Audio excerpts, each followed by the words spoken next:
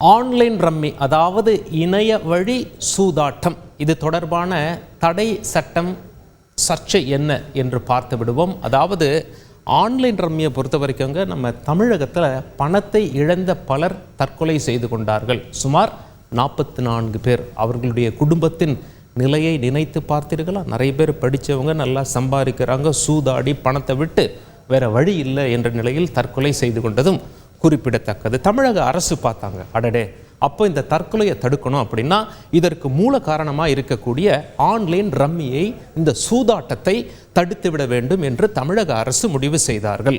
முடிவு செய்த தமிழக அரசு முதல்ல சட்டமன்றம் கூடும்போது ஒரு சட்டத்தை நிறைவேற்றலாம், அதற்கு முன்னாடி அவசர சட்டம் போடலாம் என்று அமைச்சரவையை கூட்டி ஒரு அவசர சட்டம் போட்டாங்க. அவசர சட்டம் போட்டு ஆளுநருக்கு அனுப்பி வைத்தார்கள். எந்த சட்டமாக, அதாவது சட்டம் என்று எப்பொழுது நாம் சொல்வோம் என்றால் அமைச்சரவையில் நிறைவேற்றினா கூட அது மசோதா தான்.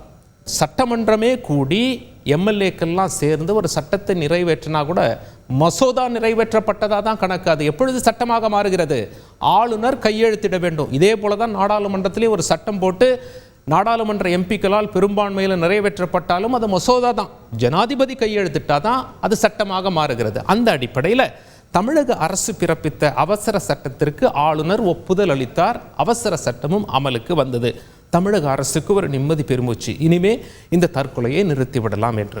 4 மாதம் பொறுத்து சட்டசபை கூடிய பிறகு இதே சட்டத்தை சட்டப்பேரவையில் கொண்டு வந்து பெரும்பான்மையில் கிட்டத்தட்ட அனைத்து தரப்பினரும் ஒப்புதல் அளித்து இந்த சட்டம் மீண்டும் ஆளுநருக்கு அனுப்பி வைக்கப்பட்டு ஒப்புதல் வரும் என்று காத்திருந்தார்கள். ஆனால் ஆளுநர்கிட்டிருந்து ஒப்புதல் வரவில்லை. மாறாக இதற்கு ஒப்புதல் அளிக்க முடியாது என்று ஆளுநர் அந்த சட்டத்தை திருப்பி அனுப்பிவிட்டார். இது மிகப்பெரிய அதிர்வலைகளை ஏற்படுத்தி இருக்கிறது. சபாநாயகர் அப்பாவு அவர்கள் இன்று செய்தியாளர்களை சந்தித்தார். அவர் முன்வைத்த வாதங்கள் என்ன அப்படின்னா, ஆளுநர் சொல்லியிருக்கார் சட்டமன்றத்திற்கு இது தொடர்பான சட்டம் இயற்ற அதிகாரம் இல்லை என்று சொல்லியதை ஆளுநர் தவிர்த்திருக்க வேண்டும் என்று சொல்லிய அப்பாவு, அதிகாரம் இல்லை அப்படின்னா அவசர சட்டத்திற்கு ஆளுநர் ஒப்புதல் அளித்தது ஏன்? அவசர சட்டத்திற்கு ஒப்புதல் அளித்துவிட்டு சட்டமன்றத்தில் நிறைவேற்றப்பட்ட மசோதாவுக்கு ஒப்புதல் அளிக்காதது ஏன் என்ற கேள்வியை முன்வைத்து 17 மாநிலங்கள் ஏற்கனவே இது தொடர்பாக சட்டத்தை கொண்டு வந்திருக்கிறார்கள். 18வது மாநிலம்தான் தமிழ்நாடு. தமிழகத்திற்கு, தமிழக அரசுக்கு, குறிப்பாக தமிழக சட்டமன்றத்திற்கு இது தொடர்பான அதிகாரம் இல்லை என்று எப்படி சொல்ல முடியும்? அது மட்டும் இல்லை, தமிழகத்தை சேர்ந்த எம்பி, அதாவது தென்சென்னை எம்பி அவர்கள் ஏற்கனவே நாடாளுமன்றத்தில் இந்த விவகாரத்தை எழுப்பிய பொழுது சம்பந்தப்பட்ட மத்திய அமைச்சரே என்ன சொன்னார், நீங்களே ஒரு சட்டம் கொண்டு வர வேண்டியதான தமிழகத்தில் அப்படின்னு சொல்லி கேட்டிருக்கார். அந்த அடிப்படையில் பார்க்கும் பொழுது தமிழ்நாடு சட்டமன்றத்திற்கு முழு அதிகாரம் இருக்கிறது. இது தொடர்பாக சட்டம் கொண்டு வருவதற்கு ஆளுநர் அப்படி பேசியிருக்க கூடாது, தவிர்த்திருக்க வேண்டும், மாறாக ஒப்புதல் அளித்திருக்க வேண்டும் என்று சொல்லிய சபாநாயகர் அப்பாவு ஆளுநரை ஆன்லைன் ரம்மி யார் நடத்துகிறார்களோ அவர்கள் கூட அப்பாயின்மெண்ட் வாங்கி சந்தித்தார்கள். அந்த வகையில் அவருக்கு என்ன அழுத்தம் ஏற்பட்டிருக்குமோ என்றுதான் சிந்திக்க தோணுகிறது.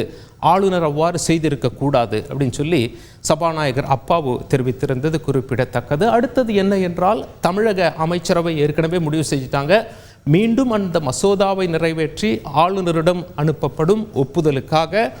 இன்னும் தமிழகத்தில் ஆன்லைன் ரம்மியில், இந்த சூதாட்டத்தில் பணத்தை இழந்து ஒரு உயிர் கூட போகக்கூடாது, ஒரு குடும்பம் கூட நடுத்தெருவுக்கு வந்துவிடக்கூடாது, யாரும் இதனால் பாதிக்கப்படக்கூடாது என்பதில் தமிழக முதலமைச்சர் மிக தெளிவாக இருக்கிறார் என்று தமிழக அரசு சார்பாக சொல்லியிருப்பது குறிப்பிடத்தக்கது. எனவே மீண்டும் இந்த மசோதாவானது ஆளுநருக்கு அனுப்பி வைக்கப்படும்.